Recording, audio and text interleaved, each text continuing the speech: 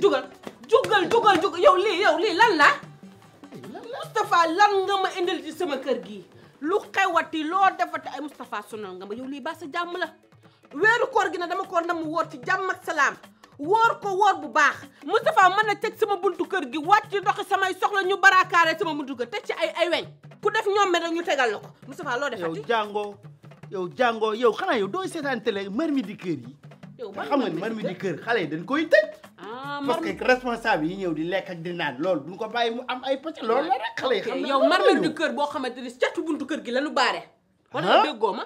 man ba ma génnee ne cëpp ex waa ji sol cargo xaw ma la sol dama ñëw ne ko lii ba jàmm la mu ne ma yow yaay jabaru Moustapha Touré ma ne ko waaw mu ne ma moom la ñuy garder fii yow loo defati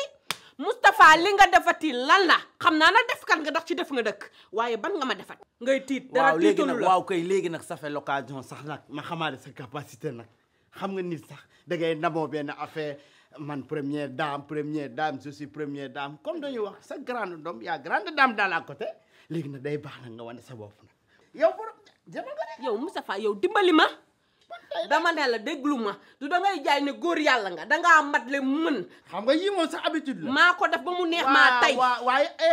yow dangaa mën yow xaalis da nga ko denc yow ma ne la dama ne nga may ma sama jàmm ngay teppeeku nii di xotteeku nii yow la ngay teppeeku nii lan la xam nga li ma la wax ni manque de respect moom mais daal respect c'est le réciproque da ngay respect sa jëkkër waaw sa jëkkër yow da nga respecté indi njaay indi jóob bi man nekkuma ci jokkoor maajo yii nga bëgg xam nga yow yii nga bëgg xam nga yow yii lay dundal ay may wax ngay wax damaa jël xale bu ndaw nga teg sama kaw nga ne yee yaay mintu la tudd yow boo yemoon si mintu mu neex ndax man fat ware musoo teg ci man joie mais moom da nga ko tegal mintu la joie yow bu dee man rek la maa tax man maa ngi wàcc je descends journaliste yëpp taxaw presse bi yëpp taxaw maa ngi wàcc bëgg maa indil mbabb ci koñ bi man maa ngi dem li ma xam laa fi tax ñëpp di weer ci jàmm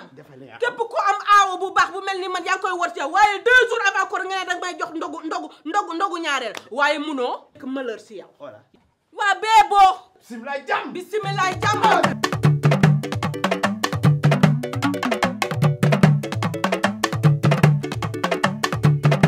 Cheikh waaw waay Cheikh ci loo ne waaw ñu ngi nii rek naka tey nag ñëw nga tey ngi nii rek ñëw naa de mais lépp jàmm waaw sant yàlla bu siyaar naa la de delloo siyaar ak booy li lépp indi sax booy xamoo ko booy dëggantaan mais taw bi waay sant yàlla maa ngi lay bëgg lu bëree bëri delloo bëgge naka mission yi nag mission yi waaw ñu ci kaw nice instant bi liggéey bi commencé na de te dafa war a gaaw yaa ma gën a xam gis nga daaw liñ fi def ñëpp kontaan mais nag ren li ma gën a bëgg mooy xaalisu café gi lépp luñ ci mënti dajale nañ ko def fu leer ba pare lépp di wóor parce que tey affaire dafa war a gën a mat